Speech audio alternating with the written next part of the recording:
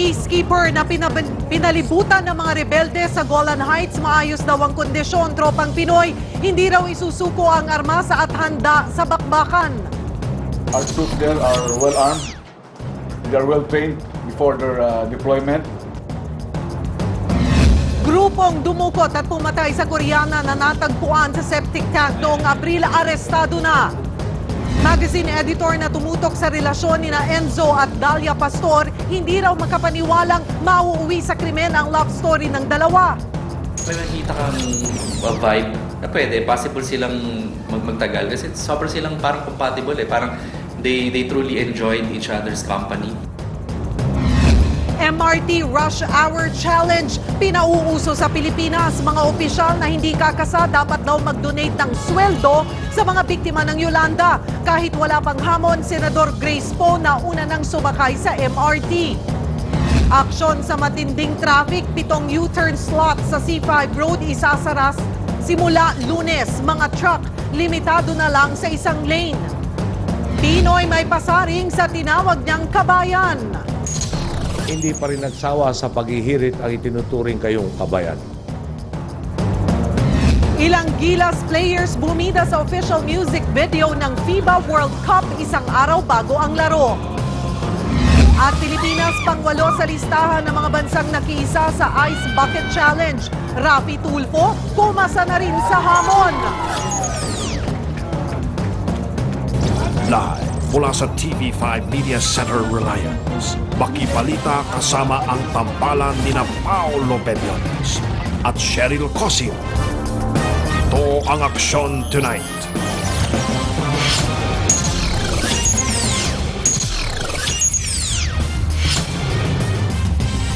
Patuloy ang negosasyon sa standoff sa pagitan ng mga rebelde at Pinoy UN peacekeepers sa Golan Heights. Pero paniguro ng AFP, handang lumaban ang mga tropang Pinoy kung kinakailangan.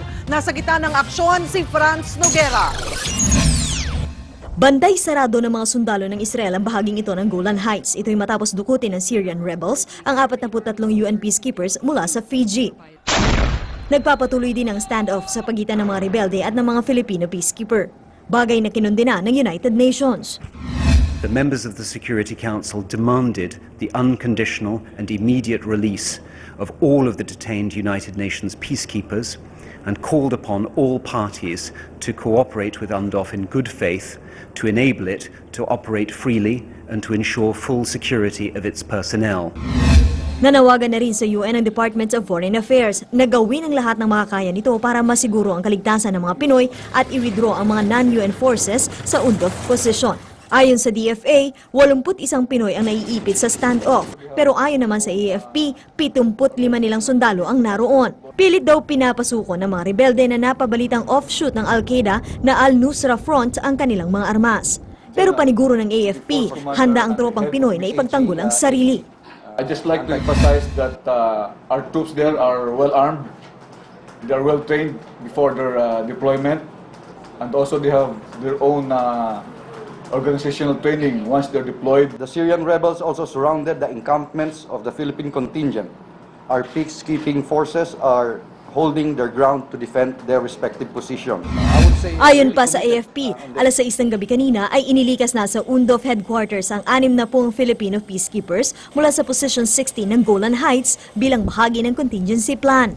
Ang palasyo naman, umaasa at nakikiisa sa pagdarasal na matapos agad ang gusot sa lalong madaling panahon. Umaaksyon, Franz Noguera, News 5. Inilagay na sa lookout bulletin ng Bureau of Immigration ang misis ng race car driver na si Enzo Pastor. Pero para sa isang magazine editor, mahirap paniwalaan na sangkot ang byuda sa pagpatay sa sariling asawa, lalo't isang dekada niyang nasubaybayan ang love story ng dalawa. Nasa gitna ng aksyon si Renz Ongkiko. Kuha ang mga larawang ito noong 2004 sa noong 20 anyos pa lang na si Enzo Pastor at 18 anyos na si Dalia. Kita ang kilig at lambing sa dalawa. Ang editor ng magazine na si Vernon Sarne ang gumawa ng artikulo tungkol kina Enzo at Dalia na ilang buwan pa lang ang relasyon. May nakita kang vibe na pwede, possible silang magtagal kasi sobrang silang parang compatible parang they truly enjoyed each other's company. Parehong mahilig sa sasakyan at karera. Si Enzo nag-champion na sa ilang kompetisyon, habang si Dalia, full-time race car driver noong panahong yun. Sa isang party din ng mga racing enthusiast, nagkakilala ang dalawa. Sa article ni Vernon, ikiniwento nila ang nakakaaliw na pagtatagpo. Nagtuksuhan pa ang dalawa kung sino ang unang nagkagusto sa kanila. Ang interview na ito ni Vernon, nauwi sa malalim na pakikipagkaibigan niya sa mag-asawa. Ite-text ako ni Enzo out of the blue. Kunyari one evening, gusto niyang uminom. So, in fact, this year, 2 months before he was killed, uminom pa kami. Sabi ni Vernon, ikinagulat niya ang balitang may kinalaman si Dalia sa pagpatay sa sariling asawa. Kasi mabait naman si Dalia eh. Wala siyang diva attitude or, hindi prima donna or ano. Pero aminado ang editor na nakarating na rin sa kanya ang negatibong kwento tungkol sa mag-asawa. Sinasabing may relasyon si Dalia sa umano'y mastermind sa pagpatay kay Enzo na si Domingo de Guzman. Kilala rin ni Vernon si de Guzman. Madalas daw siyang sumali sa karerang inorganisa ni na Enzo at Dalia, kaya naging malapit din siya sa mag-asawa. So honestly, medyo siyempre, naging friend ko na rin yung mag-asawa, parang ayaw mong maniwala sa mga ganong kwento eh. Kung may problema man silang personal, wala akong na-sense. Umaasa na lang si Vernon na mapapanagot ang totoong responsable sa pagpatay sa kaibigan.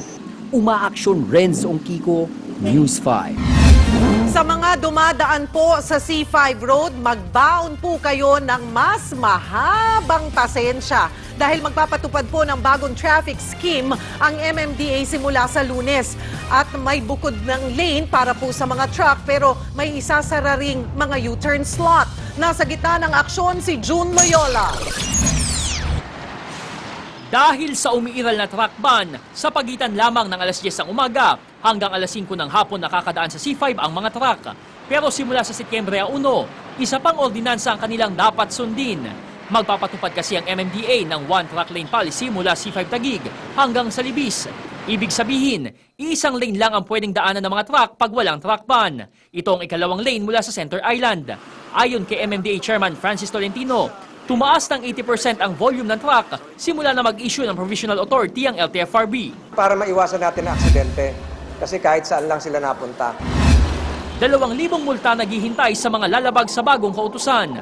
Nakiusap din ng MMDA sa mga pribadong motorista na kung hindi oras ng truck ban ay huwag nang dumaan sa itinilagang truck lane. Bukod dito, isasara din ang 7 U-turn slot sa kahabaan ng C5 sa Lunes. Ito'y para makatulong din sa daloy ng trapiko. Pero papalitan ito ng 4 na traffic signalized intersection kung saan pwedeng mag-left at right turn. Ito ay nasa Lanuza, sa Green Meadows, Kalye Industrial at sa Eastwood. Nilinaw naman ni Tolentino na may mga U-turn slot na pwedeng gamitin sa ilalim ng flyover sa Bagong Ilog, Ortigas at Libis. Marami tayong natatanggap na reklamo na noong tinayo kasi yung U-turn slots, hindi pa ganun dami yung mga establishmento sa C5. Ngayon talagang masikip na yung C5. Magsasagawa ang MMDA ng dry run bukas sa bagong kautusan na ipapatupad hanggang January 31, 2015. Umaaksyon! Juleola, News 5.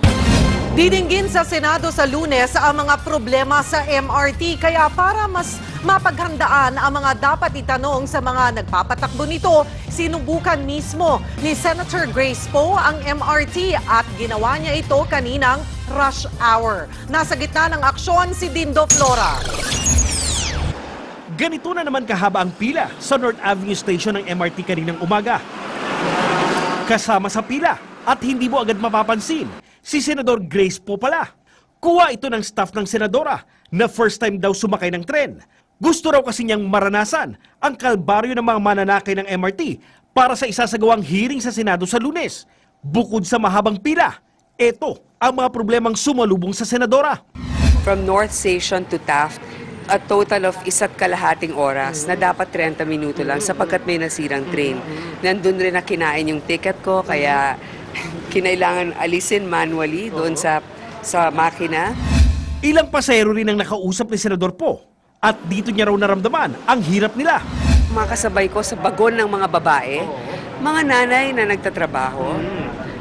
Kaya nararamdaman ko, umpisa pa lang ng araw nila, napakahirap na. Ito yung mga nagbabayad ng buwis na dapat naman ang serbisyo ay hindi ipagkait sa kanila.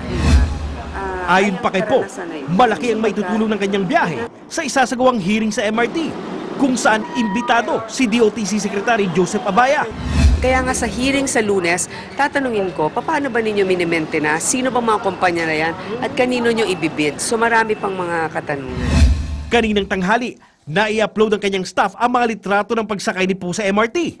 Agad itong kumalat sa social media at sa mga mananakay ng MRT.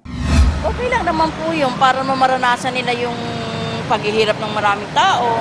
Para alam niya talaga, sabi nga dyan, first-hand information. Umaaksyon, Dindo Flora, News 5. Kung may Ice Bucket Challenge, meron na ring MRT Challenge na umiikot ngayon sa social media. Hamon ito sa mga opisyal mula sa mga napipikon ng pasahero ng MRT. Umaaksyon, Mon Gualvez. Kumakalat ngayon sa social media ang hashtag MRT Challenge. Marami kasi ang hindi na kontento sa ginawang pagsakay kahapon sa MRT ni DOTC Secretary Jun Abaya. Hindi na nga raw kasi rush hour, katabi pa niya ang driver. Kaya naman hamon ng mga netizen sa mga namumuno sa bansa gaya ng Secretary Abaya, sumabay sa buhos ng mga pasahero. At ang hindi raw kakasa, magdodonate ng 1 buwang sweldo sa mga biktima ng Bagyong Yolanda. It's time na kailangan din nila ma-experience yung na-experience ng normal na empleyado. Nauna nang sinabi ni Abaya na handa siyang kumagat sa hamon. Hanap ako ng oras. Actually, it's no big deal. No big deal for me. Kayang-kaya ko yan, walang problema. With a happy heart, I'll do it. Pero bukod kay Abaya, eto pa ang hinamon ng ilang pasahero ng MRT. Si Pinoy, si Vice, at saka si Trilon. Gusto ko kasi si Miriam. Baka this time, pag na-experience nila, malaman nila. Mas mag-push pa yung effort nila na masolusyonan yung sa MRT. Umaaksyon!